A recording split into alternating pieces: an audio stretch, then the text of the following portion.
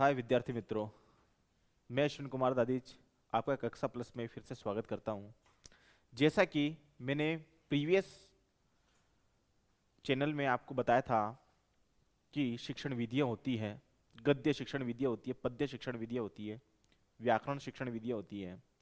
उनका आज हम सारांश पढ़ेंगे, मतलब उनका संक्षिप्त में अध्ययन करेंगे। जैसा कि शिक्षण विधियों में मैंने आपको बताया था कि गद्य शिक्षण विधियां हैं, पद्य है, व्याकरण शिक्षण विधियां हैं, और इसके अलावा बहुत और एक दो विधियां और है जो हमने पढ़ा है, नाटक शिक्षण विधियां जिसको अभिनय शिक्षण विधियां भी कहते हैं। तो आज उन सभी विधियों का हम सारांश में अध्ययन करेंगे, मतलब उन सभी विधियों का एक शॉर्ट अध्ययन करेंगे जिसके अंदर उनका तात्पर्य हम जानेंगे, उस विधि में क्या बताया गया है ये जानेंगे, और उस विधि को किस तरीके से प्रयोग किया जाए, उस विधि को किस तरीके से समझाया जाए जिसके माध्यम से अध्यापक सर्वोत्कृष्ट अध्यापक बन सकता है। तो उनको समझाने का तरीका क्या है? जो शिक्षण विधियां हैं वो समझाने का एक तरीका है, अध्यापन करने का एक तरीका है, टीचिंग नॉलेज है, टीचिंग मेथोडोलॉजी है। तो जो शिक्षण विधियां हैं उसको कहते हैं अध्यापक का समझाने का तरीका। अब शिक्षण विधियों में हम माने तो प्राचीन विधियां भी हैं, नवीन विधियां भी हैं और नवीनतम विधियां भी हैं। तो शिक्षण विधियों को हम डिवाइड करते हैं, शिक्षण विधियों का परिचय में डिवाइड करते हैं। तो हम ये मानते हैं कि शिक्षण विधियों के तीन ही भाग हैं। एक तो प्राचीन विधि मानेंगे जो प्राचीन जमाने में चलती थी, एक नवीन विधि मानेंगे जो अभी जो आधुनिक युग चल रहा है उसके पहले वाली विधि जिसको कहते हैं 20वीं सदी, या माने तो हम 19वीं सदी, 19वीं और 20वीं सदी। और फिर उसके बाद में आता है नवीनतम विधि। नवीनतम विधि उसे कहते हैं जो 21वीं सदी में चल रही है। हम अभी जो 2025 चल रहा है वो है 21वीं सदी, 21वीं सदी का समय चल रहा है। सदी बोलते हैं शताब्दी को, और सदी बोलते हैं शताब्दी को। तो अभी 2000 के बाद में जो चीज चल रही है, जो शताब्दी चल रही है, वो 21वीं शताब्दी चल रही है। हर शताब्दी 100 साल की होती है, एक शताब्दी। तो 21वीं शताब्दी चल रही है, मतलब 2000 के बाद में जो सन चले हैं वो 21वीं सदी के दौर है, 21वीं सदी का समय है। जैसा कि मैंने आपको बताया कि शिक्षण विधियां हम तीन ही भाग मानेंगे शिक्षण विधियों में, क्योंकि शिक्षण विधियों के सिर्फ तीन ही प्रकार हैं, तीन ही इसके भेद हैं। जैसा कि मैंने आपको बताया कि प्राचीन विधि, नवीन विधि। नवीन विधि है 18वीं 19वीं शताब्दी की। अपन माने तो 18वीं शताब्दी को ये मान सकते हैं कि 18वीं शताब्दी से पहले वाली जो शताब्दी चल रही है वो प्राचीन विधि में आती है। नवीन विधि में 18वीं शताब्दी के बाद वाली जो पीढ़ियां ने जन्म लिया है या फिर उन्होंने जो बताया है वो हम माने तो नवीन विधियां हैं। और 21वीं शताब्दी में जब हम चल रहे हैं तो उसको बोलते हैं नवीनतम विधि, जिसको बोलते हैं आधुनिक विधि। नवीनतम विधि मतलब आधुनिक विधियां। तो इस प्रकार से हम पढ़ेंगे शिक्षण विधियों का। जैसा कि हमारा आज का टॉपिक है शिक्षण विधियों का परिचय। इस परिचय में हम सिर्फ तीन ही विधियां पढ़ेंगे, मतलब तीन ही विधियों के भेद पढ़ेंगे। विधियां बहुत सारी पढ़ेंगे, मतलब कहने का अर्थ यह है कि तीन ही विधियां हम पढ़ेंगे, जिसके अंदर आएगी प्राचीन विधि, दूसरी आएगी नवीनतम विधि, नवीन विधि, और तीसरी आएगी नवीनतम विधि। इस प्रकार से तीन प्रकार के इसके भेद हैं। इसके शिक्षण विधियों के तीन भेद हैं, प्राचीन विधि, नवीन विधि और एक नवीनतम विधि। तो इसका ये माने शिक्षण विधियों के तीन प्रकार, शिक्षण विधि प्रकार, शिक्षण विधि प्रकार के प्रकार। जैसा कि मैंने आपको बताया कि शिक्षण का सामान्य परिचय हम माने, ये हम जो पढ़ रहे हैं वो एक सामान्य परिचय है जिसको बोलते हैं परिचय। परिचय गद्य विधियां भी इसमें सम्मिलित है। जो ये टॉपिक है हमारा शिक्षण विधियों का परिचय, इस परिचय टॉपिक के अंदर सभी विधियां सम्मिलित है। सभी विधियां आ गई शिक्षण विधियों के परिचय में, सभी विधियां आ गई, जिसमें गद्य विधियां भी आ गई, पद्य विधियां भी आ गई, व्याकरण विधियां भी आ गई, नाटक विधियां भी आ गई। जितनी भी विधियां हैं उन सभी विधियों का सम्मिश्रण है, उन सभी विधियों का एक शॉर्ट में परिचय है जिसको बोलते हैं सारांश, जिसको बोलते हैं कंक्लूजन, जिसको बोलते हैं शॉर्ट में एक परिचय है। तो इस परिचय में हम पढ़ेंगे सिर्फ सामान्य परिचय, हर विधियां पढ़ेंगे। विधियों के सिर्फ 3 ही भेद हैं, जिसके अंदर प्राचीन विधि हम पढ़ते हैं। पहली आती है प्राचीन विधि। प्राचीन विधि, इसका समय है 18वीं शताब्दी के पहले, 18वीं शताब्दी के पहले, शताब्दी के पूर्व, के पूर्व। ये हो गई प्राचीन विधि। अब आते हैं नवीन विधि। नवीन विधि जिसको बोलते हैं नवीन विधि 18वीं शताब्दी के बाद, 18वीं शताब्दी के बाद, के बाद। अब आते हैं नवीनतम विधि, तीसरी विधि। नवीनतम विधि जिसको बोलते हैं हम आधुनिक विधि, ये आती है 18वीं शताब्दी के बाद से लेकर के 20वीं शताब्दी तक, के बाद से लेकर के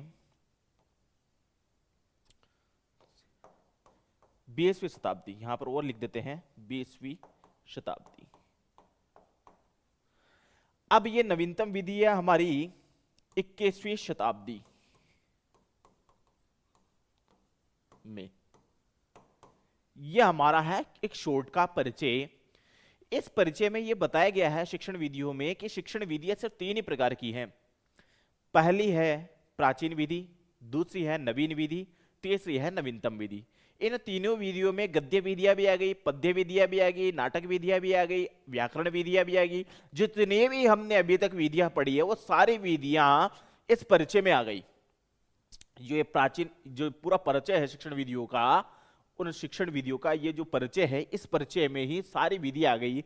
इसमें ही गद्य शिक्षण विधियां हैं, इसी में पद्य शिक्षण विधियां हैं, इसी में व्याकरण शिक्षण विधियां हैं, इसी में नाटक शिक्षण विधियां हैं और अभिनय शिक्षण विधियां, जो आदि जितने भी विधियां हैं उन सभी विधियों का सम्मिश्रण रूप है, एक सारांश है। तो हम आज सिर्फ इसका सारांश पढ़ेंगे, शिक्षण विधियों का परिचय पढ़ेंगे, जिस परिचय के माध्यम से हम ये शिक्षण विधियों के परिचय के माध्यम से ये जानेंगे कि कौन सी शिक्षण विधियां क्या कह रही है, हमारे अध्यापन को किस तरीके से महत्वपूर्ण बनाना है, हमारे अध्यापन को इतना सर्वश्रेष्ठ कैसे बनाना है, उन इस अध्यापन को हम कहेंगे शिक्षण विधियां।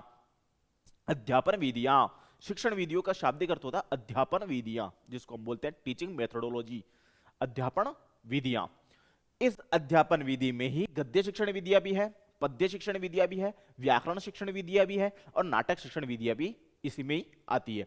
आज हम उनका सबका सम्मिश्रण रूप पढ़ेंगे, उन सबका एक सारांश पढ़ेंगे, कंक्लूजन पढ़ेंगे, ताकि उन भाषा को हम समझ सके, उन विधियों को हम समझ सके, उनका शाब्दिक तात्पर्य हम जान सके।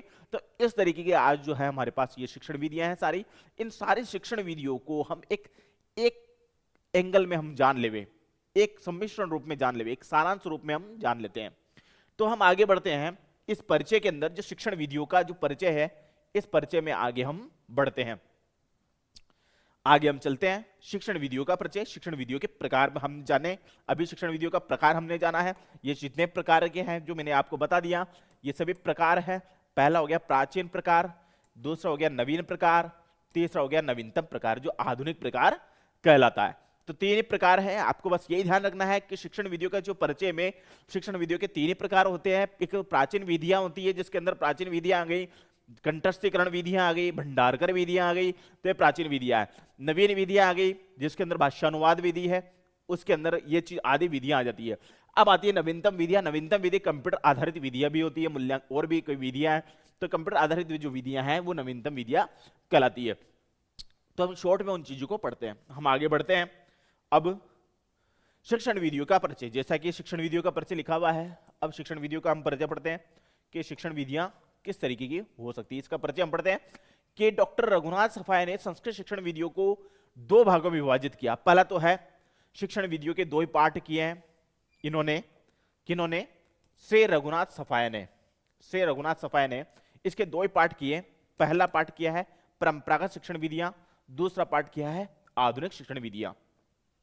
तो परंपरागत शिक्षण विधियों में पाठशाला विधि आ गई पहला, दूसरा भंडारकर विधि, तीसरा पाठ्यपुस्तक विधि। अब ध्यान रखना, जो भंडारकर विधि है वो व्याकरण आधारित शिक्षण विधियां हैं। इसको व्याकरणानुवाद शिक्षण विधि भी कहते हैं, व्याकरणानुवाद, ये व्याकरणानुवाद विधि भी है। इसको व्याकरणार्थ विधि भी कहते हैं, भंडारकर विधि को। तो ये जो दो विधियां बताई है, ये दो विधियां किसने बताई है? डॉक्टर रघुनाथ सफाया ने। डॉक्टर रघुनाथ सफाया ने कहा कि संस्कृत शिक्षण विधियों को दो भागों में विभाजित करते हैं। सिर्फ एक एक तो परंपरागत शिक्षण विधियां बताएंगे, जैसा कि मैंने आपको बताया परंपरागत शिक्षण विधियां कहते हैं, परंपरागत का शाब्दिक अर्थ होता है प्राचीन। प्राचीन, परंपरागत बोलते हैं प्राचीन को, और आधुनिक बोलते हैं करंट में जो चल रही है आधुनिक, यानी वर्तमान युग। वर्तमान युग।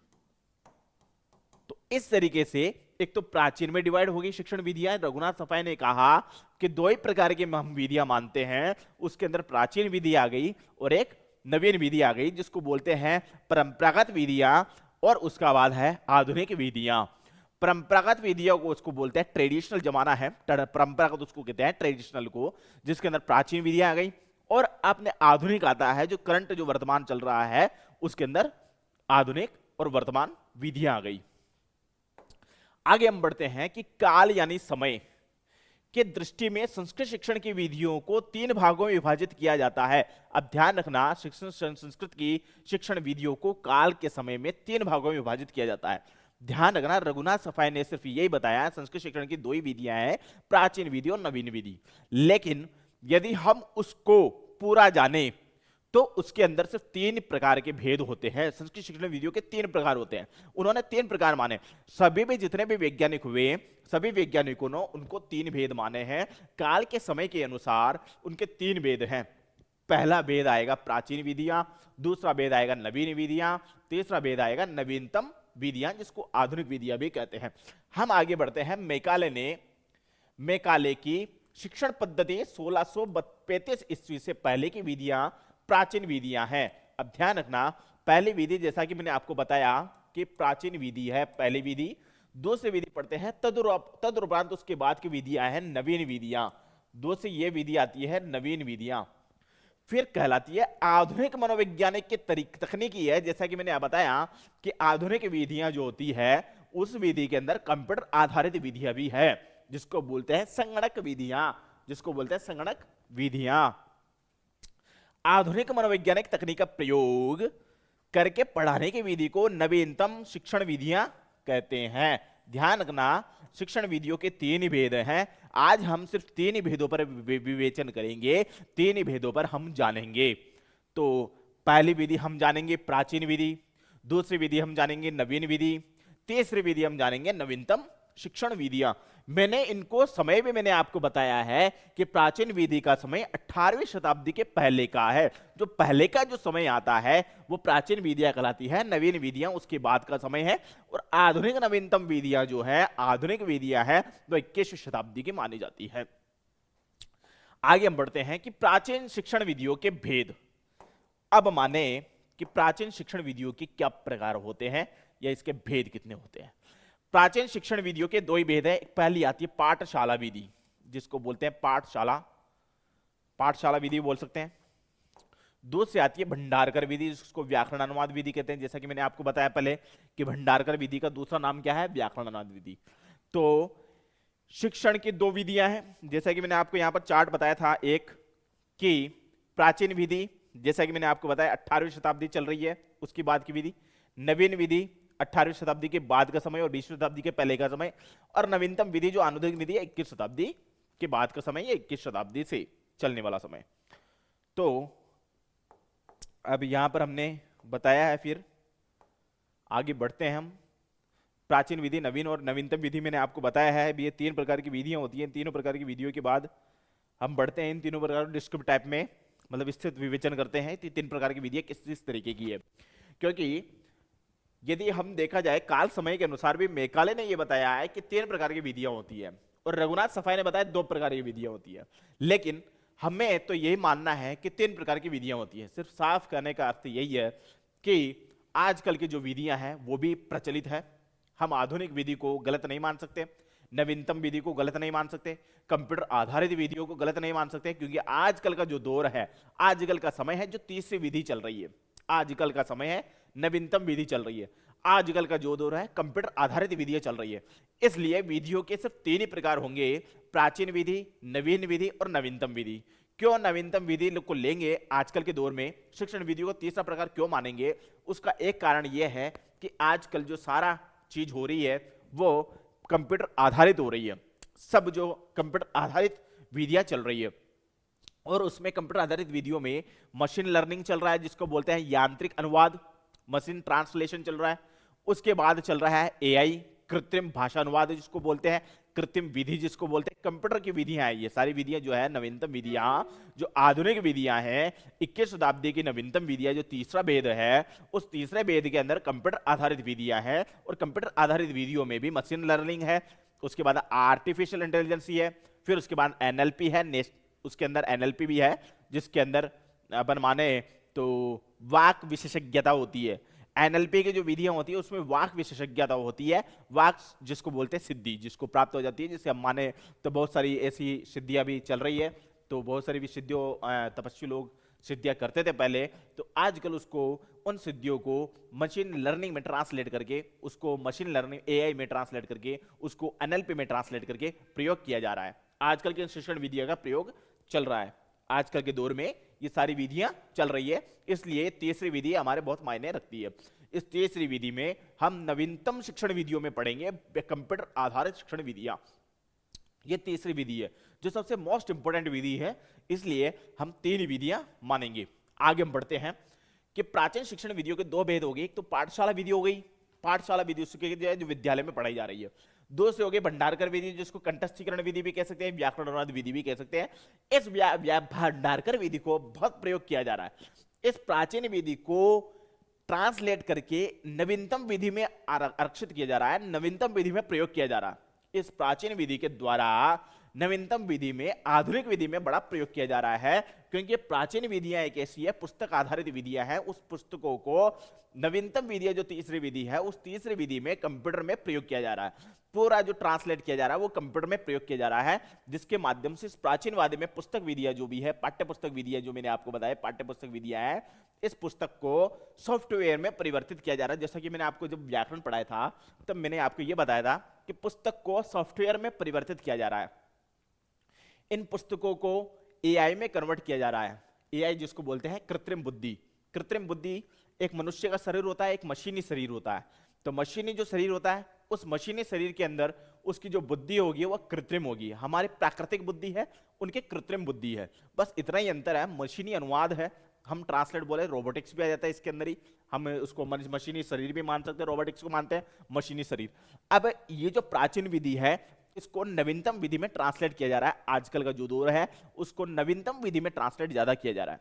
हमारी संस्कृत भाषा कंप्यूटर की सर्वोत्तम भाषा है, कंप्यूटर की ऐसी भाषा है जिसको कोई नकार नहीं सकता। वैज्ञानिकों ने भी इसको बहुत बड़ा प्रयोग किया है, वैज्ञानिक भी इसको नकार नहीं पाए हैं। जैसा कि एक उदाहरण है, नासा में, नासा के वैज्ञानिकों ने एक ऐसा प्रयोग किया कि सभी भाषा को उन्होंने अपनाया, सभी व्याकरण को उन्होंने देखा, सभी लैंग्वेज के जितने भी व्याकरण है उन्होंने पढ़ ली और स्पेस में उसका प्रयोग किया गया, उसका प्रैक्टिकल किया गया। तो स्पेस में जब उसका प्रैक्टिकल किया गया तो सभी व्याकरण, उनके जो लैंग्वेजेस है, नासा ने जितने भी लैंग्वेजेस जितनी भी चलती है दुनिया के अंदर, उन दुनिया के अंदर सारी लैंग्वेज का प्रयोग करके नासा ने माना कि उन लैंग्वेजेस का कोई अर्थ नहीं है। लेकिन बाद में उन्होंने ये सोचा कि भारत देश में एक संस्कृत लैंग्वेज भी है जो देववाणी कही गई है, जो ईश्वरवाणी कही गई है, तो उस संस्कृत लैंग्वेज को हम प्रयोग करें। तो नासा के वैज्ञानिकों ने उन संस्कृत लैंग्वेज को ऊपर स्पेस में प्रयोग किया, तो यह माना कि संस्कृत एक सटीक व्याकरण है, संस्कृत एक वैज्ञानिक व्याकरण है, संस्कृत एक साइंटिफिक नॉलेज है, संस्कृत एक रोबोटिक्स के लिए बहुत जरूरी है। तो नासा के वैज्ञानिकों ने इतना बड़ा प्रयोग करने के बाद स्पेस में यह पाया कि संस्कृत की व्याकरण जो है बहुत ही सर्वोत्तम व्याकरण है, जिसको कोई नकार नहीं सकता, क्योंकि संस्कृत की व्याकरण जो है वैज्ञानिकों ने नहीं, ईश्वर ने रची है। संस्कृत की जो भाषाएं हैं वो ईश्वर ने रची है, इंसान ने नहीं। इंसान ने जितनी भी भाषाएं रची है वो अलग भाषाएं हैं जिसका स्पेस में कोई अर्थ नहीं है। यदि संस्कृत भाषा ही स्पेस में जिसका अर्थ माना गया है, अंतरिक्ष में जो है इस संस्कृत को ही बड़ा महत्व दिया गया। और जितनी भी भाषाएं हैं उन सभी भाषाओं को इतना प्रयोग नहीं किया गया, लेकिन संस्कृत भाषा का प्रयोग करके माना कि संस्कृत एक देववाणी है, ईश्वरवाणी है, कंप्यूटर आधारित वाणी है और मशीनी भाषा है, तो इस मशीनी भाषा को इसको प्रयोग करके आधुनिक विधियों में माना गया, इनको आधुनिक विधि में परिवर्तित किया गया। अब ये जो जितने भी प्राचीन विधियां आप मानेंगे, तो ये सभी प्राचीन विधियों को नवीनतम विधि में परिवर्तित किया जा रहा है, जो तीसरी विधि है उसमें परिवर्तित किया जा रहा है। हम आगे बढ़ते हैं। पहली आती है पाठशाला विधि। पाठशाला विधि में, प्राचीन शिक्षण विधियों में दो ही विधियां हैं, पाठशाला विधि और एक भंडारकर विधि। पाठशाला विधि पाठशाला में चलने वाली, विद्यालय में चलने वाली विधियां, और दूसरी आती है व्याकरण अनुवाद विधियां जो चल रही है। अब आते हैं हम आगे वाले टॉपिक पर।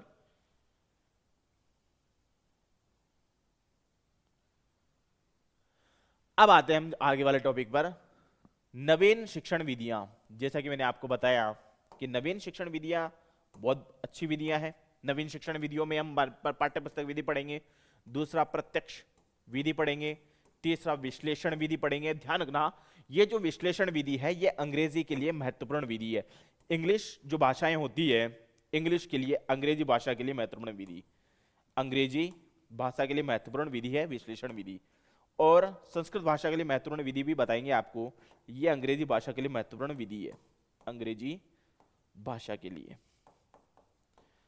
अंग्रेजी भाषा के लिए महत्वपूर्ण विधि है विश्लेषण विधि। अब ध्यान रखना, हरवर्टीय प्रणाली का बहुत क्वेश्चन होता है, तो हरवर्टीय पंचपदी प्रणाली है, ये भी पंचपदी विधियां है जो हम माने तो पंचपदी विधियां हैं। आगे आता मूल्यांकन, जो हमने कल पढ़ा था, मूल्यांकन में परीक्षा। मूल्यांकन में परीक्षा में हमने पढ़ा था कि मूल्यांकन किस प्रकार का होता है। मूल्य का अंकन करना, मतलब मूल्य का अंकन का मतलब यह है कि हम जो भी परिणाम होता है उसका कोई ना कोई मूल्य होता है। मूल्य और प्लस अंकन से मूल्यांकन शब्द बनता है, मतलब किसी भी परिणाम का कोई ना कोई अंकन उसका होता है, या फिर किसी भी परिणाम का कोई ना कोई मूल्य होता ही होता है। और अन्वय व्यतिरेक विधि जो हम नवीनतम विधि में है। अब माने कि प्राचीन शिक्षण विधियों में पाठशाला विधि का भंडारकर विधि है।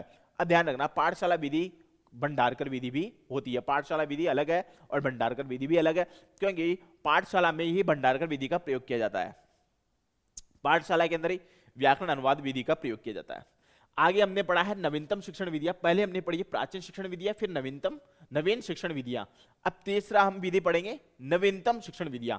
तो पहले हम ध्यान लगे, वापस आप पढ़ ले में कि प्राचीन शिक्षण विधियों के दो ही भेद है। पहला भेद आता पाठशाला विधि जिसको हमने बताया है, दूसरा भेद आता भंडारकर विधि जिसको बोलते हैं व्याकरण अनुवाद विधि। ध्यान रखना, ये प्राचीन शिक्षण विधियां हैं। फिर नवीन शिक्षण विधियां, जैसा कि मैंने आपको बताया है, नवीन शिक्षण विधियां ये 18वीं शताब्दी के पहले की है, पहले, ये 18वीं शताब्दी के बाद ध्यान रखना के पहले।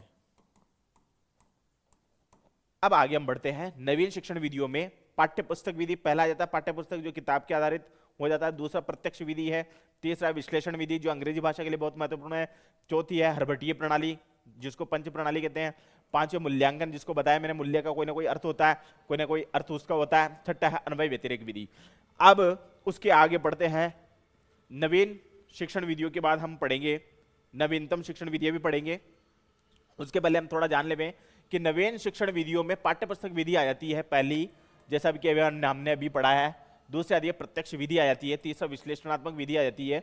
विश्लेषणात्मक विधि अंग्रेजी के लिए बहुत महत्वपूर्ण विधि है। ये विश्लेषणात्मक विधि हरभट्टीय पंचपदी प्रणाली, ये भी बहुत जरूरी है। हरभट्टी की पंचपदी प्रणाली। मूल्यांकन विधि भी बहुत इंपॉर्टेंट विधि है, जो मैंने कल आपको बताया था कि मूल्यांकन एक होता है, मूल्य का कोई ना कोई अपना परिणाम का कोई ना कोई मूल्य होता है, तो मूल्यांकन विधि है। फिर उसके बाद में आती है अन्वय व्यतिरेक विधि जिसको बोलते हैं छठी विधि। अब आते हैं नवीनतम उपागम, बहुत मोस्ट इंपोर्टेंट है कि नवीनतम विधियां, ये एक हमारा तीसरा पॉइंट आ गया।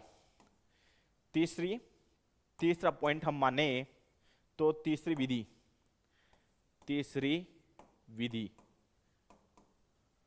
इसको हम पढ़ते हैं। तीसरी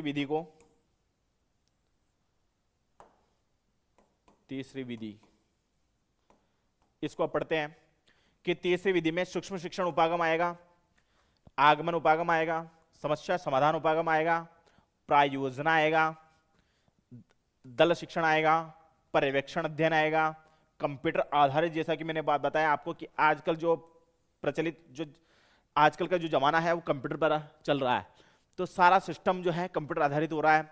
चाहे आजकल शिक्षण का कंप्यूटर में बहुत बड़ा प्रयोग किया जा रहा है, हमारे संस्कृत भाषा का कंप्यूटर में बहुत बड़ा प्रयोग किया जा रहा है। कंप्यूटर की सबसे अच्छी भाषा जो संस्कृत के लिए मानी गई है, कंप्यूटर की जितनी भी भाषाएं हैं उसमें संस्कृत का बहुत बड़ा योगदान रहा है। जितनी भी भाषा का सॉफ्टवेयर बनाया जा रहा है, जितनी भाषा को रोबोटिक्स में प्रयोग किया जा रहा है, जितनी भी भाषाओं को कृत्रिम बुद्धि में प्रयोग किया जा रहा है, जितनी भी भाषा को प्राकृतिक भाषा में प्रयोग किया जा रहा है, उन सबसे ज्यादा जो संस्कृत का बड़ा योगदान है उन सभी भाषाओं में। संस्कृत का इस नवीनतम शिक्षण विधियों में, ये जितनी भी मैंने आपको विधियां बताई, नवीनतम शिक्षण विधियों में सूक्ष्म शिक्षण विधियां भी आ गई, आगमन उपागम भी आ गया, समस्या समाधान भी आ गया, पर्यवेक्षण अध्ययन भी आ गया, इन सभी में कंप्यूटर का बहुत बड़ा योगदान है। कंप्यूटर की जितनी विधियां हैं उन विधियों में संस्कृत भाषा को, प्राचीन भाषा है, इस प्राचीन भाषा को कंप्यूटर में ट्रांसफर किया जा रहा है, कंप्यूटर में अनुवाद किया जा रहा है। कंप्यूटर की भाषा और हमारी संस्कृत भाषा दोनों को ज्वाइंट किया जा रहा है, दोनों को जोड़ा जा रहा है। एक तो कंप्यूटर भाषा को जोड़ रहे हैं और एक संस्कृत भाषा को जोड़ रहे हैं। जैसा कि मैं आपको बता दूं, नवीनतम जो विधियां है, नवीनतम विधि में कंप्यूटर की बहुत बड़ी योगदान विधि है। नवीनतम विधि में दो भाग कर देते हैं हम, प्राचीन संस्कृत, प्राचीन भाषा, और ये हो गई कंप्यूटर भाषा। कंप्यूटर भाषा, प्राचीन भाषा में हम माने तो हमारे पास प्राचीन भाषा सिर्फ एक ही है।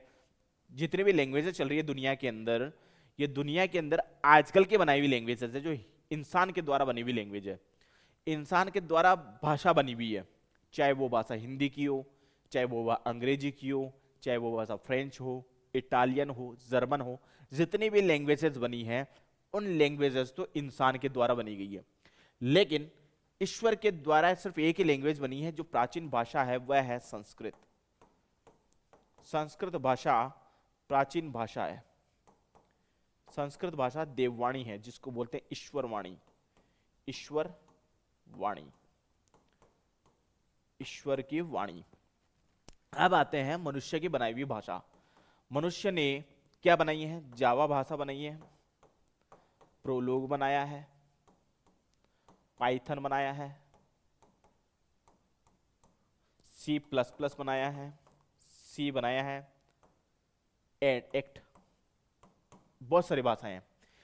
अब प्राचीन भाषा संस्कृत भाषा और ये कंप्यूटर भाषा को जोड़ करके एक ऐसा प्रयोग किया जा रहा है जिसको कंप्यूटरीकृत भाषा मानी जा रही है। इन दोनों को जोड़ दिया गया है, ये वाला जो पॉइंट है और ये वाला पॉइंट, इन दोनों को जोड़ करके एक नया प्रयोग किया जा रहा है जिसको बोलते हैं रोबोटिक्स, AI, NLP, एक्ट। तो ये जितने भी प्रयोग किए जा रहे हैं, इसके अलावा ML और मान लें अपन, मशीन लर्निंग। तो ये जितनी भी प्राचीन भाषा है हमारी संस्कृत भाषा, वैज्ञानिक जो है इसका प्रयोग कर रहे हैं, वैज्ञानिकों इसे तह तक जाना चाह रहे हैं, गहनता से अध्ययन किया जा रहा है कि ईश्वर में हकीकत में है या नहीं। वो प्राचीन भाषा को इसलिए ले रहे हैं, उसकी अवहेलना कर रहे हैं, संस्कृत भाषा पर हंस रहे हैं। उनको ये नहीं ध्यान, वैज्ञानिकों को, कि संस्कृत भाषा के बिना जीवन नहीं है और संस्कृत भाषा ही हमें जीवन दान दे रही है। उन वैज्ञानिकों को इतना पता नहीं है कि ईश्वर भी है या नहीं। वो संस्कृत भाषा को नीरस मानते हैं, वो संस्कृत भाषा की अवहेलना करते हैं, वो संस्कृत भाषा को मानते ही नहीं है। वैज्ञानिक हो या डॉक्टर हो, डॉक्टर तो मानने लगे हैं कि ईश्वर है, लेकिन वैज्ञानिक इस चीज को नहीं मानता, साइंस नहीं मानता कि ईश्वर है। लेकिन नासा ने जब इसका प्रयोग किया, तो नासा ने जब कह दिया पूरी दुनिया को कि संस्कृत भाषा सर्वश्रेष्ठ भाषा है, तब से पूरी दुनिया ये मानने लगी है कि संस्कृत भाषा में कुछ ना कुछ तो है, शायद कुछ ना कुछ है। इसलिए अमेरिका ने यह माना कि संस्कृत भाषा कंप्यूटर की सर्वश्रेष्ठ भाषा है। संस्कृत भाषा कंप्यूटर में मशीन लर्निंग की भाषा है, कंप्यूटर संस्कृत भाषा AI कृत्रिम बुद्धि की भाषा है, संस्कृत भाषा प्राकृतिक भाषा है, उसका कंप्यूटर में बड़ा प्रयोग किया जा रहा है, और संस्कृत भाषा ही सर्वश्रेष्ठ भाषा है। यह पूरी दुनिया मान रही है आज। पहले तो पूरी दुनिया संस्कृत पर हंसती थी, पूरी दुनिया उसको, संस्कृत को नीरस समझती थी, पूरी दुनिया संस्कृत पे अवहेलना करती थी।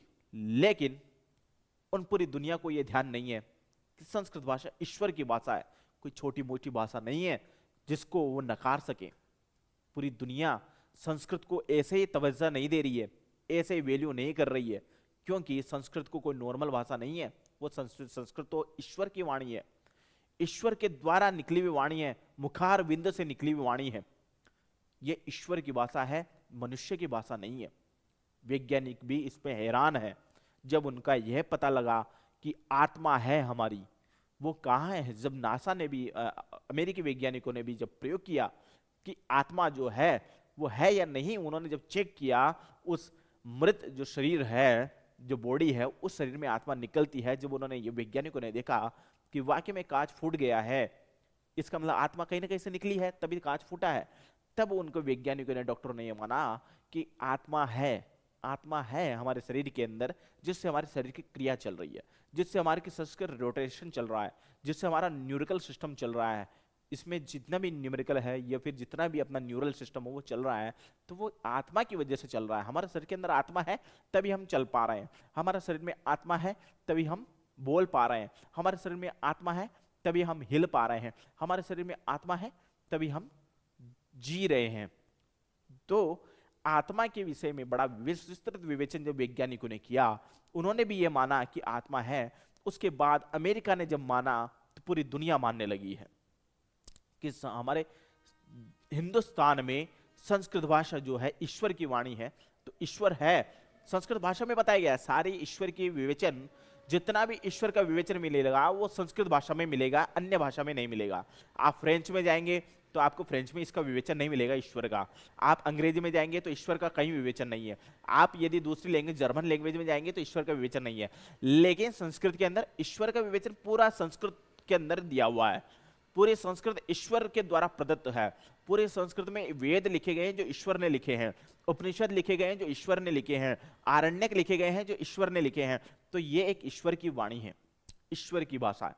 वैज्ञानिकों ने नहीं माना, वैज्ञानिक इसका प्रयोग किया, उन्होंने प्रयोग करके फिर माना, प्रयोग करके माना।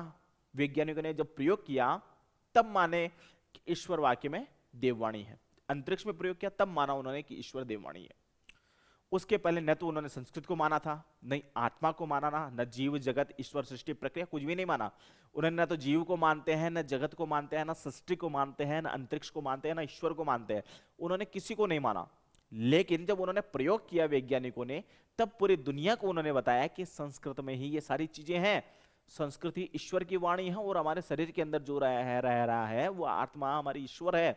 हम जो बोल रहे हैं वो ईश्वर बोल रहा है।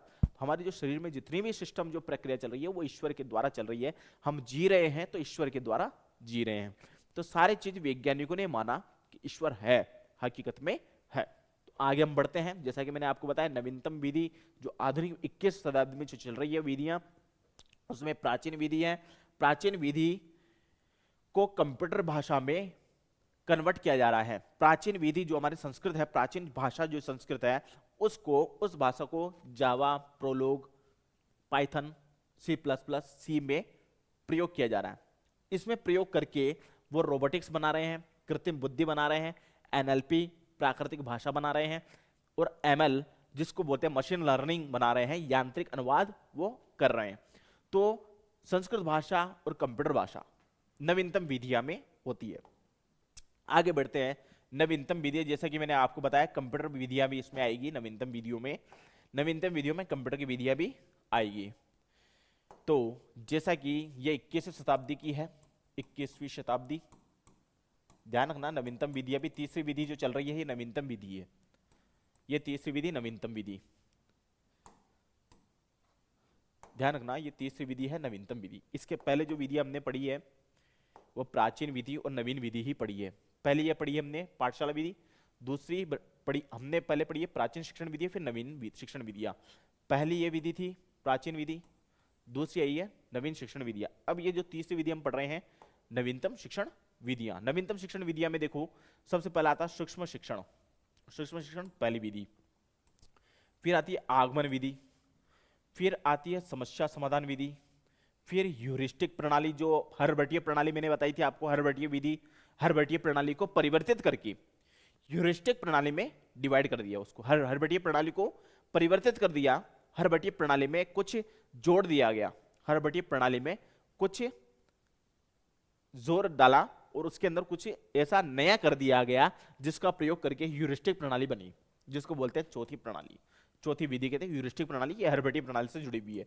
प्रायोजना कार्य पांचवी, छठी आती है दल शिक्षण, सातवीं पर्यवेक्षण शिक्षण, आठवीं कंप्यूटर शिक्षण, जैसा कि मैंने बताया बहुत इंपॉर्टेंट है ये कंप्यूटर शिक्षण प्रणाली।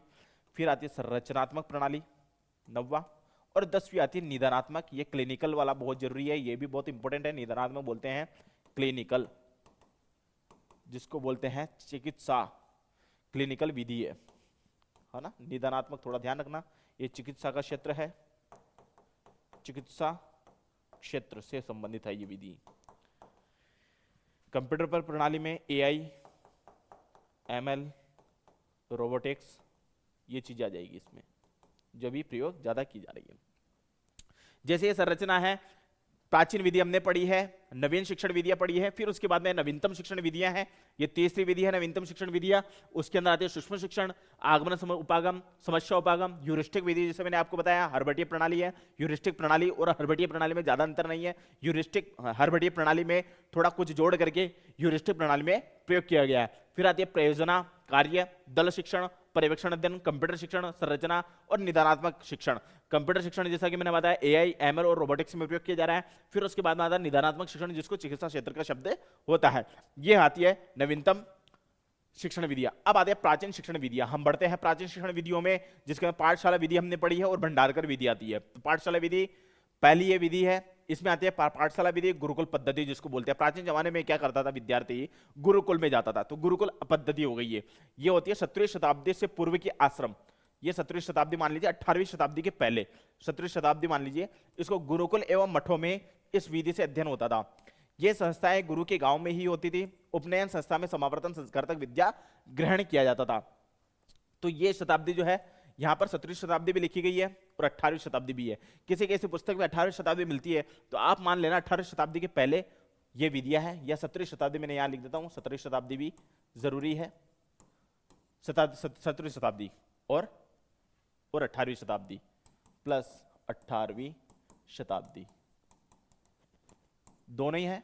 इसके पहले की जो विधियां हैं, इसके अंदर की और इसके पहले की जो विधियां हैं, ये पाठशाला विधि है और प्राचीन शिक्षण विधियां हैं। आगे हम बढ़ते हैं। इस तरह कुल 4 संस्कार है। 4 संस्कार जैसे कि हमने पढ़े हैं, सब में संस्कार होते हैं, 16 संस्कार माने गए हैं, उसमें 4 संस्कार है। उपनयन संस्कार, विद्यारंभ संस्कार, केशांत संस्कार, समावर्तन संस्कार, जो बच्चों में होता है। गुरुकुल आदर्श वाचन तथा शिष्य अनुवाचन करते हैं, यहाँ गुरु की ही ज्यादा सक्रिय रहता है, तो यहाँ पर सक्रियता गुरु की ज्यादा रहती है और छात्र निष्क्रिय रहते हैं। गुरु की सक्रियता इसलिए रहती है क्योंकि गुरु ही इसमें पढ़ाता है, आदर्श वाचन वही करता है और शिष्य सिर्फ चुपचाप रह करके अनुकरण वाचन करते हैं। इसमें गुरु और शिष्य का संबंध पूर्णतः होता है, शिष्य पुत्रवत होता है, शिष्य पुत्र के समान है, गुरु ईश्वर के समान है और गुरु के प्रति असीम श्रद्धा जो शिष्य रखता है। ध्यान रखना, ये जो हमारी जो 4 संस्कार है, उस संस्कार के लिए ही ये पाठशाला विधि बनी गई है। हमारा संस्कार बड़े, हम बड़ों के प्रति आदर करें, हम गुरु के प्रति आदर करें, गुरु के प्रति सम्मान करें, इसलिए बताया गया है कि गुरु ईश्वरवत है। यहां पर लिखा गया है गुरु ईश्वरवत, शिष्य पुत्रवत, और शिष्य जो होता है जिसको हमने पढ़ाया है वो पुत्र के समान होता है, और गुरु ईश्वरवत यानी जो गुरु ईश्वर के समान है, गुरु के प्रति असीम श्रद्धा रखता है। छात्र जो है गुरु के प्रति असीम श्रद्धा रखे, छात्र गुरु के प्रति सम्मान रखे और इस तरीके से वो माने, गुरु को बहुत बड़ा माने कि गुरु के बिना कुछ भी नहीं होता है। अब आगे हम पढ़ते हैं कि श्रवण और भाषण कौशल का विकास। पूरा अध्ययन अध्यापन मौखिक रूप से होता है पाठशाला विधि में, पाठशाला विधि में पूरा जो है मौखिक अभ्यास होता है, अतः केवल श्रवण और भाषण कौशल का विकास हो, लेकिन लिपि का अभाव होता है। यहाँ पर लिपि का अभाव होता है, लेखन कौशल का अभाव होता है। श्रवण भाषण कौशल का विकास होता है लेकिन लेखन का अभाव होता है, लेखन यानी लिखित का अभाव होता है। इसमें छात्र केवल रट्टाभ्यास करता है, जिसको बोलते हैं आजकल के जमाने में हम रट्टाभ्यास कहते हैं, पहले के जमाने में उसको कंठस्थीकरण प्रक्रिया कहते थे। आजकल के जमाने में बोलते हैं रट्टाभ्यास कर रहा है। तो उसी तरीके से केवल श्रवण और भाषण कौशल का विकास हो सकता है।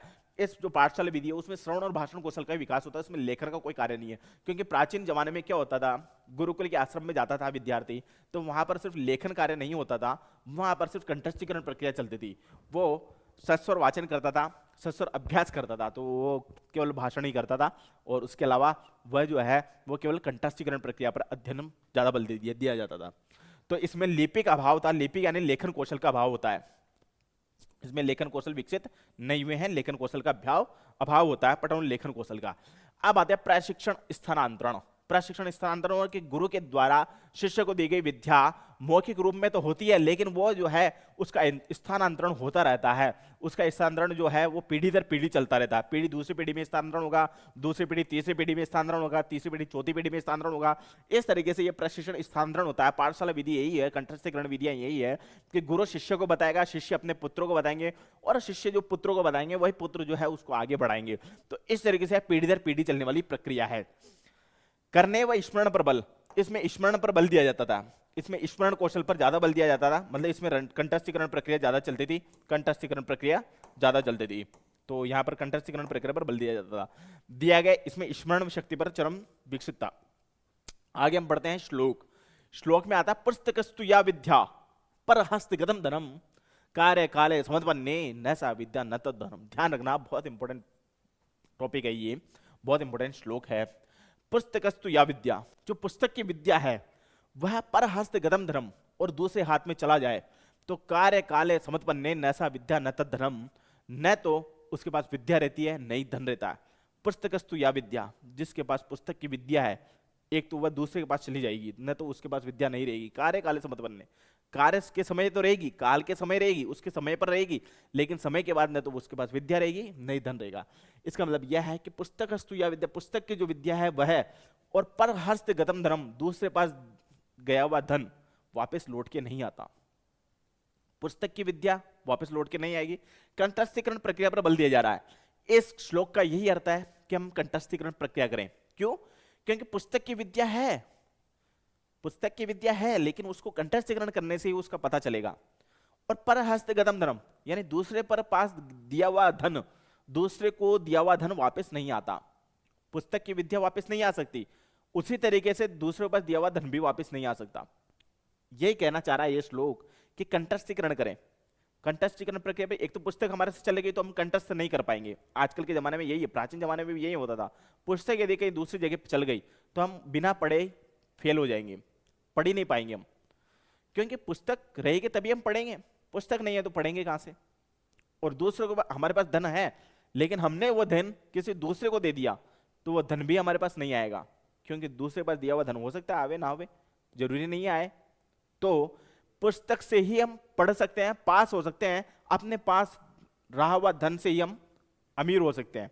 तो इसलिए पुस्तक है तो ही हमारा ज्ञान है, और धन है तो ही हम अमीर है। इसलिए पुस्तक की विद्या ही सर्वश्रेष्ठ है और अपने पास रहा हुआ धन ही सर्वश्रेष्ठ है। पुस्तक यदि चली गई तो वो ज्ञान चला गया, धन यदि चला गया तो हमारा धन चला गया। तो इसलिए पुस्तक किसी दूसरे को देना नहीं है, क्योंकि पुस्तक की विद्या है। धन भी किसी को नहीं देना है, क्योंकि धन भी सर्वश्रेष्ठ चीज है। तो इसलिए पुस्तकस्तु या विद्या पर हस्तगतम धनम कार्य काले समत्पन्ने न सा विद्या न तद धनम। पुस्तक दिया हुआ पुस्तक तो न तो वो पुस्तक रहेगी, हमारा ज्ञान नहीं रहेगा। उसके अलावा पर हस्तगतम धनम, दूसरे पास दिया हुआ धन वो वापस नहीं आता। इस तरीके से पुस्तकस्तु या विद्या पर हस्तगतम धनम कार्य काले समत्पन्ने न सा विद्या न तद धनम। इसका यही शब्द करता है हम कंठस्थीकरण प्रक्रिया करें, हम पुस्तक की प्रक्रिया को याद कर लेवे, कंठस्थ कर लेवे, प्राचीन विद्या समाहित कर लेवे। इसका कहने का अर्थ यही है श्लोक का कि हम सारी प्राचीन विद्याएं जितने भी है हम उसको कंठस्थीकरण कर लेवे, प्राचीन शक्तियां जो भी हैं उसको कंठस्थीकरण कर लेवे। तो यही पुस्तक की चीज है जो पाठ्य पुस्तक विधि कहते हैं। आगे बढ़ते हैं कि उसका उद्देश्य क्या है। संस्कृत के अंतर तत्व का अध्ययन करने के ज्ञान को हृदयंगम करना। हृदयंगम करना, अंतर तत्व को जानना, हमारे अंतर तत्व का मतलब ईश्वर को जानना, ईश्वर को जानना, जानना यहां तक है। फिर उसके बाद में शास्त्रार्थ के द्वारा आदर्श विद्वान बनना, पुरुषार्थ चतुष्टय जिसमें आता धर्म, अर्थ, काम और मोक्ष। काम, मोक्ष, यह हमारा पुरुषार्थ है। पुरुषार्थ हमारा ये कहते हैं कि हम धर्म करें, अर्थ संचय करें, काम भी करें और मोक्ष भी प्राप्त करें। तो ये पढ़े थे हमने पाठ्य पुस्तक विधि में। अब आते हैं भंडारकर विधि, जिसको बोलते हैं व्याकरणानुवाद विधि। इसमें आता है प्रवर्तक इसके रामकृष्ण गोपाल भंडारकर, समर्थन है इसमें आशु रामचंद्र। अब बोल रहा है रामकृष्ण गोपाल भंडारकर क्या कह रहे हैं, ने मेकाले की पाश्चर्य पद्धति को अपनाकर तुलनात्मक भाषा विज्ञान का प्रयोग किया। ध्यान रखना, मेकाले ने 3 विधियां बताई, 3 विधियां, प्राचीन विधि, नवीन विधि, नवीनतम विधि, इन्होंने 3 विधियां बताई। अब रामकृष्ण गोखले ने क्या किया, इन तीनों विधियों को तुलनात्मक भाषा विज्ञान में परिवर्तित कर दिया और नियमों का समावेश करके इस विधि का प्रवर्तन किया और पाश्चात्य विधि का अनुकरण करके केवल व्याकरण और अनुवाद पर बल दिया गया। अतः इस विधि को व्याकरण अनुवाद विधि भी कहते हैं। इन्होंने क्या किया, रामकृष्ण गोखले ने, रामकृष्ण गोपाल गोखले ने, इन्होंने यह किया कि जो भंडारकर विधि है, प्राचीन विधि है, मेकाले के द्वारा, मेकाले के विद्वत्ता को प्राप्त किया। मेकाले ने जो शिक्षण विधियां बताई, नवीनतम शिक्षण विधियां, उन्होंने मेकाले के चीज को अपने पास लिया। मेकाले के चीज को रामकृष्ण गोपाल ने अपने पास लिया, उसको तुलनात्मकता में परिवर्तित कर दिया, तुलनात्मक भाषा विज्ञान में परिवर्तित कर दिया। यह है तुलनात्मक भाषा विज्ञान। तुलनात्मक भाषा विज्ञान में परिवर्तित कर दिया। जो भाषा थी, संस्कृत भाषा थी, उस भाषा को दूसरी भाषा में परिवर्तित करके तुलनात्मक परिवर्तित कर दिया, तुलनात्मक भाषा विज्ञान परिवर्तित कर दिया। और इस विधि को व्याकरण अनुवाद विधि में परिवर्तित किया। किसने किया, रामकृष्ण गोपाल ने, रामकृष्ण गोपाल भंडारकर ने। भंडारकर ने मेकाले की 2 कॉपी करी, जिसका कहने का अर्थ यह है मेकाले की 3 बताई हुई, 3 विधियां बताई, इन 3 विधियों की 2 कॉपी करी पहले तो, फिर उसके बाद में इसका ट्रांसलेट किया, ट्रांसलेट करके इसको व्याकरण विधि पर बना दिया गया, भंडारकर विधि को। मेकाले की जो विधि है उसको व्याकरण विधि में परिवर्तित कर दिया भंडारकर विधि, यानी भंडारकर ही इसके लेखक है, प्रवर्तक है। आगे बढ़ते हैं। व्याकरण और अनुवाद के माध्यम से संस्कृत पठन पाठन छात्रों के लिए केवल व्याकरण, पहला तो है व्याकरण, फिर उसका अनुवाद करना तथा अनुवाद की प्रक्रिया को सिखा दो, विस्तृत संस्कृत साहित्य का अध्ययन स्वयं कर लेंगे। यह हो सकता है कि व्याकरण जिसको आगे भाषा के अंदर, उसको किसी साहित्य की जरूरत नहीं है, व्याकरण यदि याद है तो साहित्य खुद ब खुद ही कर सकता है, सेल्फ कर सकता है, विद्यार्थी स्वयं कर सकता है, उसमें विद्यार्थी को किसी हेल्प लेने की जरूरत नहीं है। यदि भाषा के अंदर उसको व्याकरण कंठस्थ करना है तो उसको किसी दूसरे की हेल्प लेने की जरूरत नहीं है। भंडारकर विधि में स्थूल से सूक्ष्म की ओर चलती है, सरल से कठिन की ओर चलती है, ज्ञात से अज्ञात की ओर चलती है, मनोवैज्ञानिक से विज्ञान की ओर बढ़ा जाता है। अनुवादों से ही संस्कृत साहित्य का परिचय करवा दिया जाता है, इसमें मनोविज्ञान से विज्ञान की ओर। अब आता है अनुवादों से ही संस्कृत साहित्य का परिचय करवा दिया जाता है। जैसा कि मैंने बताया, इसमें व्याकरण और अनुवाद विधि है, भंडारकर विधि, भंडारकर खुद ही लेखक है, भंडारकर नाम से ही भंडारकर विधि बनाएगी। अब भंडारकर विधि खुद ही बनाएगी, भंडारकर खुद ही लेखक है, तो भंडारकर विधि ने ये, भंडारकर साहब ने यही सोचा कि क्यों न हम संस्कृत को अनुवाद कर दिया जाए, संस्कृत का तुलनात्मक भाषा विज्ञान कर दिया उन्होंने, तुलनात्मक भाषा विज्ञान, कॉम्पैरेटिव लैंग्वेज साइंस, तो तुलनात्मक भाषा विज्ञान कर दिया उन्होंने। उन्होंने ये सोचा कि मेकाले ने 3 विधियां बताई, प्राचीन विधि, नवीन विधि, नवीनतम विधि। अब 3 विधियों को प्राचीन विधि के अंदर हम ऐसा करते हैं, जो शिक्षण विधियां हैं वो संस्कृत भाषा को हम व्याकरण में अनुवाद कर देते हैं, व्याकरण का हिंदी में अनुवाद कर देते हैं। तो संस्कृत भाषा का जो व्याकरण थी उसका हिंदी में अनुवाद किया, तो इससे व्याकरण विधि भी कहते हैं इसको, इस विधि का नाम व्याकरण विधि भी है। अब आते हैं स्तोत्र, स्तोत्र और भाषा, स्तोत्र भाषा, लक्ष्य और भाषा। तो इस तरीके से है, हम इसको इस तरीके से मान सकते हैं। पहला ये माने कि पहला टॉपिक है स्तोत्र, दूसरा है लक्ष्य। अब जिस भाषा में अनुवाद होता है उसको व्याकरण अनुवाद विधि कहते हैं या भंडारकर विधि कहते हैं। 2 नाम है, एक तो व्याकरण अनुवाद विधि और भंडारकर विधि, दोनों ही एक ही चीज है। व्याकरण अनुवाद विधि अलग नहीं है, भंडारकर विधि अलग नहीं है, दोनों एक ही चीज है। भंडारकर विधि को ही व्याकरण अनुवाद विधि कहते हैं। शिक्षण योजना, अब आती है इसकी योजना क्या है। साधारण ज्ञान दे सकते हैं, संस्कृत से अंग्रेजी में अनुवाद कर सकते हैं, अंग्रेजी से संस्कृत में अनुवाद कर सकते हैं, शब्दकोश का इसमें ज्ञान बढ़ता है, क्योंकि व्याकरण विधि याद है तो शब्दकोश का ज्ञान बढ़ता है। अब आता है नवीनतम शिक्षण विधि, नवीन शिक्षण विधियां। अब नवीन शिक्षण विधियां मेकाले ने बताया, सिर्फ मेकाले की जो शिक्षण विधियां हैं वही आपको याद करनी है। मेकाले की शिक्षा पद्धति के बाद ही शिक्षण विधियों को नवीन शिक्षण विधि कहा जाता है। पाठ्यपुस्तक विधि उसमें आएगी, प्रत्यक्ष विधि आएगी, मौखिक विधि आएगी, संयुक्त विधि, विश्लेषण, हर्बटीय प्रणाली और मूल्यांकन विधि। अब पाठ्यपुस्तक विधि है, इसमें पाठ्यपुस्तक की आवश्यकता होती है। प्रत्यक्ष विधि है जो सामने हो सकता है, जैसे साक्षात्कार भी हो सकता है, जो प्रत्यक्ष होता है, साक्षात्कार भी इसमें आ जाता है। मौखिक अभ्यास, जिसके अंदर मौखिक अभ्यास होता है, जिसमें भाषण कौशल आदि का विकास होता है, भाषण कौशल आदि का विकास,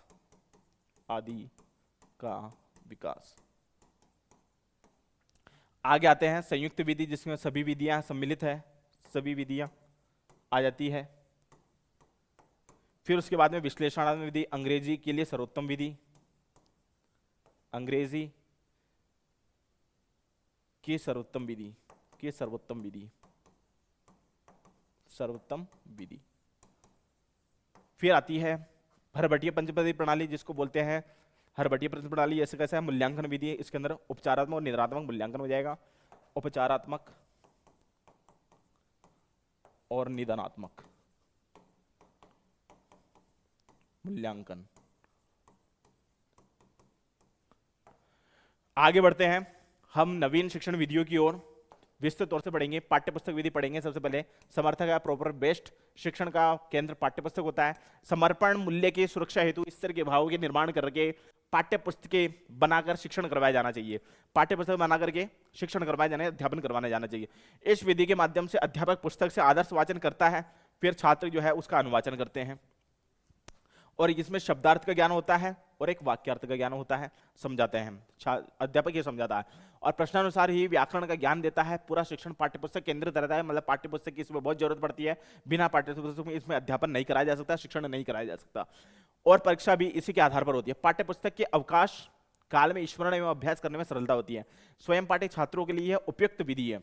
स्वयं पाठ्य छात्रों के लिए उपयुक्त विधि, क्योंकि इसमें पाठ्यपुस्तक की जरूरत होती है, इसके अलावा किसी पुस्तक की कोई आवश्यकता नहीं होती। पाठ्यपुस्तक की जरूरत होती है, इसके अलावा किसी शिक्षक की आवश्यकता नहीं है या अध्यापक की आवश्यकता नहीं होती, क्योंकि उसमें छात्र स्वयं पढ़ सकता है, क्योंकि उसके पास पुस्तक है, पुस्तक के माध्यम से खुद ही पढ़ सकता है, उसको शिक्षक की आवश्यकता नहीं है, अध्यापक की आवश्यकता नहीं है। तो इसलिए उच्च स्तरीय परीक्षा होता है, प्रतियोगी परीक्षाओं के लिए सर्वश्रेष्ठ विधि है। ये उच्च स्तरीय परीक्षा होती है, जो बड़ी बड़ी परीक्षा होती है उसके लिए सर्वश्रेष्ठ विधि है पुस्तक विधि, जिसको कहते हैं। यह विधि एक यांत्रिक विधि भी कहते हैं, पुस्तक विधि को यांत्रिक विधि में अनुवाद। अब ध्यान रखना, यह कंप्यूटर का प्रश्न है, जिसको कहते हैं मशीन लर्निंग। मशीन लर्निंग ये होती है पुस्तक विधि को मशीन लर्निंग में परिवर्तित किया जा रहा है, जिसको बोलते हैं एमएल, जिसका शॉर्ट फॉर्म है, क्योंकि यहां भाषा मातृभाषा में अनुवाद किया जा रहा है। ध्यान रखना, पुस्तक विधि का अनुवाद, यांत्रिक अनुवाद किया जा रहा है, मशीन लर्निंग में प्रयोग किया जा रहा है, ये इसको सॉफ्टवेयर बनाया जा रहा है। तो इस विधि के द्वारा है, पुस्तक में छात्र स्वयं जो है पढ़ करके उसमें आंसर दे सकता है, पुस्तक को पढ़ करके छात्र खुद ही आंसर दे सकता है। आगे हम बढ़ते हैं प्रत्यक्ष विधि में। प्रत्यक्ष विधि उसे कहते हैं, ये विधि वाल्टर एनफील्ड की विधि पर आधारित है। इस विधि का प्रथम प्रयोग जो है परसा विद्यालय में किया गया, जो लैटिन, ग्रीक और लैटिन पढ़ाने के लिए किया जाता है। प्रवर्तक इसके बुके बोकिल। ध्यान रखना, प्रवर्तक का नाम याद करना है आपको। मुख्य तत्व, अब इसमें मुख्य तत्व क्या है, मौखिक अभ्यास होता है पाठ्यपुस्तक विधि में। मातृभाषा की पूर्णता उपेक्षा होती है। वस्तु या शब्द के मध्य संबंध स्थापित होता है। विचार एवं व्यक्ति का अनुभव एवं भाषा के में साक्षात संबंध होता है। भाषा का स्रोत स्वाभाविक होता है, अतः भाषा का अध्ययन उसी भाषा में किया जाता है। छात्र संस्कृत में ही पढ़े और संस्कृत में चिंतन करें। इसमें संस्कृत भाषा के अलावा कोई दूसरी भाषा का प्रयोग नहीं किया जा सकता, क्योंकि ये जो विधि है वो संस्कृत भाषा का ही प्रयोग कर सकते हैं, उसके अलावा दूसरी भाषा का प्रयोग नहीं किया। इस विधि में शिक्षण में मातृभाषा का पूर्णतः बहिष्कार किया जाता है। इसमें कोई संस्कृत भाषा के अलावा कोई दूसरी भाषा नहीं पढ़ सकते। इस विधि में का बड़ा योगदान है। एक भाषा को दूसरी भाषा में अनुवाद करना निषिद्ध किया गया है, मतलब एक भाषा को दूसरी भाषा में अनुवाद नहीं किया जा सकता।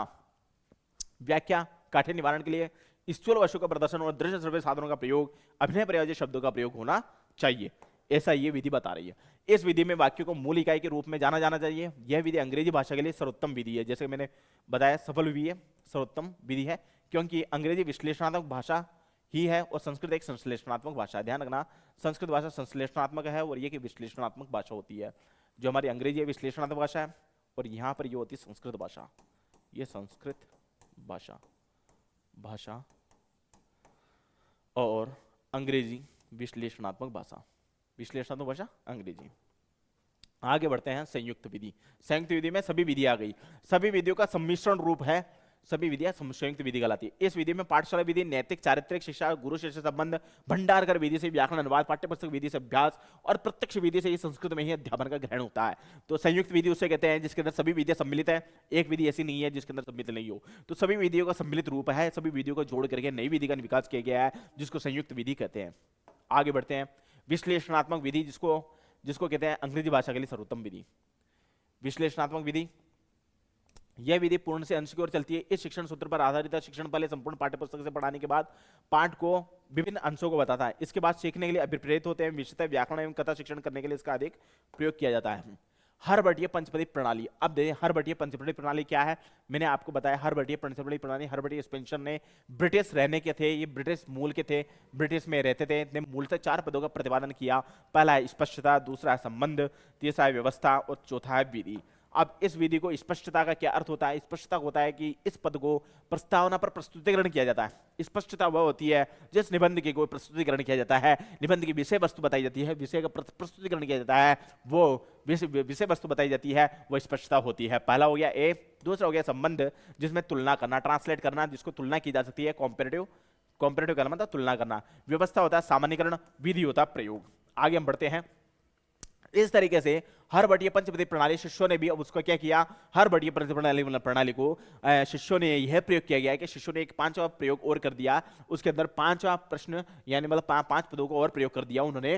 पहले 4 ही थे, 5 और बना दिए। उन्होंने कहा पहला तो पंचपदीय प्रस्तावना होनी चाहिए जो पूर्व ज्ञान से संबंधित होना चाहिए, विषयोपस्थापन होना चाहिए जिसका प्रस्तुतिकरण होना चाहिए, तीसरा होना चाहिए तुलना जिसका काठिन्य निवारण होना चाहिए, चौथा होना चाहिए सामान्यकरण जिसका निष्कर्ष निकालना हो चाहिए, पांचवा होता प्रयोग जो प्रैक्टिकल भी होना चाहिए। इन्होंने जो शिष्यों ने यह प्रयोग किया हर्बटीय पंचपदी प्रणाली के अंदर, शिष्यों ने प्रयोग करके उसको 5वां प्रयोग कर दिया जिसके अंदर प्रयोगात्मक विधि भी कहते हैं, उसको मनोवैज्ञानिक विधि भी उन्होंने बना दी, जिसको प्रयोगात्मक विधि कहा जाता है, प्रैक्टिकल विधि भी कहते हैं। हर्बटीय पंचपदी प्रणाली को प्रैक्टिकल विधि भी कहते हैं।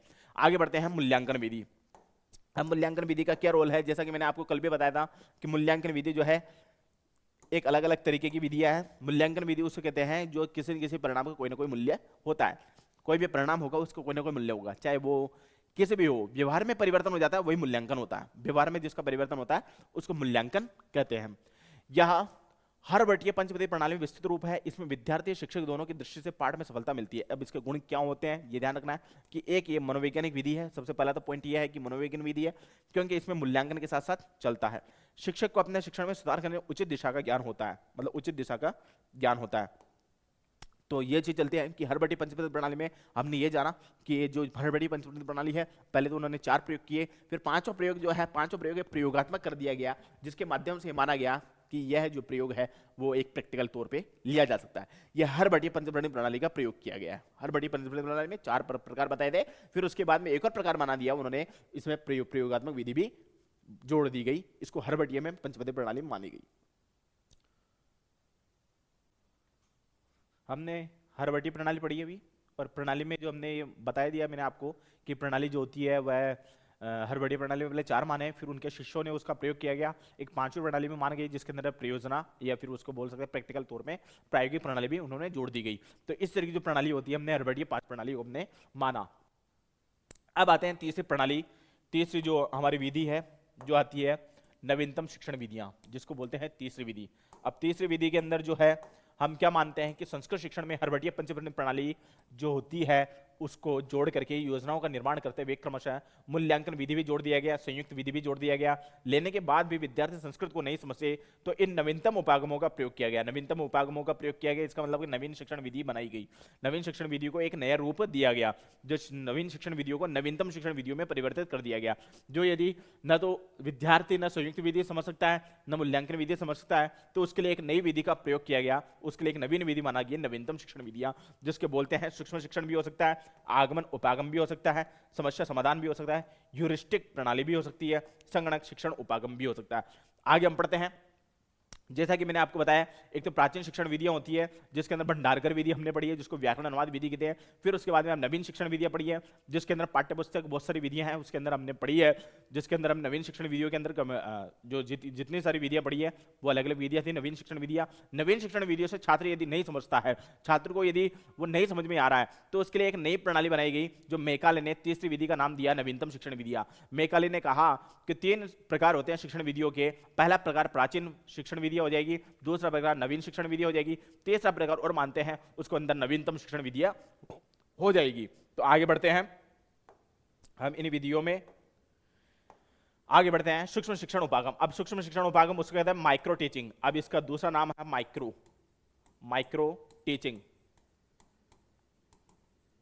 माइक्रो टीचिंग इसमें कहते हैं शिक्षण को कला एवं विज्ञान दोनों माना गया है, दोनों के रूपों में विकास की गति के साथ स्वीकार किया गया है। इसके गुण क्या है कि यहां एक व्यक्ति शिक्षण प्रविधि है इसमें वास्तविक शिक्षण तथा पाठ्य पुस्तक सरल होती है। इसमें कक्षा व आकार बहुत सीमित होता है। इसका उद्देश्य विशेष शिक्षण कौशलों का विकास किया जाता है और आगे इसके द्वारा कक्षा शिक्षण की जटिलताओं को भी कम किया जाता है। ये माइक्रो टीचिंग है जिसके अंदर सूक्ष्म शिक्षण आता है। हम इसमें सूक्ष्म से स्थूल की ओर चलते हैं। माइक्रो टीचिंग का मतलब यह है सूक्ष्म स्थूल से सूक्ष्म की ओर भी हम चल सकते हैं। तो इसलिए माइक्रो टीचिंग उसको कहते हैं जिसमें सूक्ष्म शिक्षण प्रयोग किया गया है, जिसमें कला विज्ञान दोनों को जोड़ा गया है। आगे हम बढ़ते हैं आगमन उपागम। जो ये आगमन उपागम है इसमें भी नियम बताए जाते हैं कि इस शिक्षण विधि प्रतिमान के प्रवर्तक हिल्दा तबा थे। ये हिल्दा तबा जो नाम था तो इसको यहां पर ले सकते हैं कि हिल्दा तबा शिक्षण विधियां भी कहते हैं। इसको हिल्दा तबा शिक्षण विधियां भी कहते हैं। हिल्दा तबा शिक्षण विधियां, इसका दूसरा नाम है ये हिल्दा तबा शिक्षण विधि। दूसरा एक और नाम बनाया गया। पहले इसका नाम जो लिखा गया आगमन उपागम ही था, लेकिन इसको जो लेखक थे हिल्दा तबा था। हिल्दा तबा लेखक होने के कारण इसका दूसरा नाम जो है आगमन उपागम का हिल्दा तबा शिक्षण विधि बताया गया।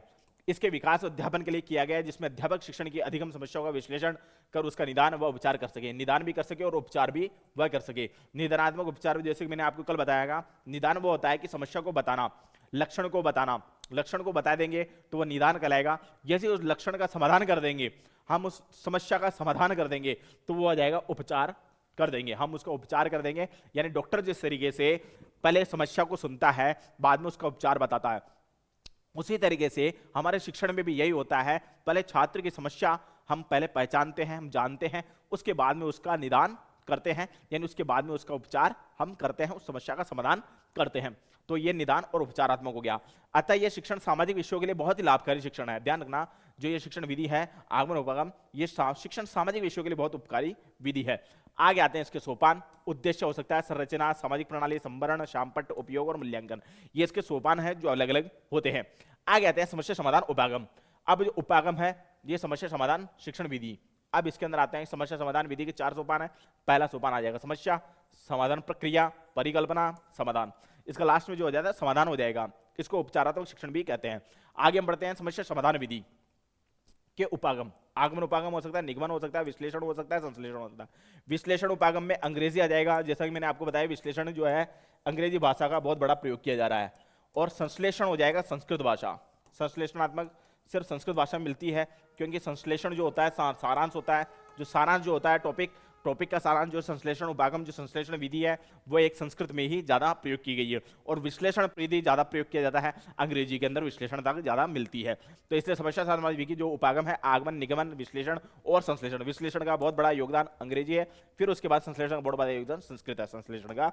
आगे हम बढ़ते हैं ह्यूरिस्टिक विधि, जिसको मैंने बताया हर्बटी प्रणाली को आगे बढ़ाकर आर्मस्ट्रांग ने इसको एक ह्यूरिस्टिक प्रणाली बना दिया गया।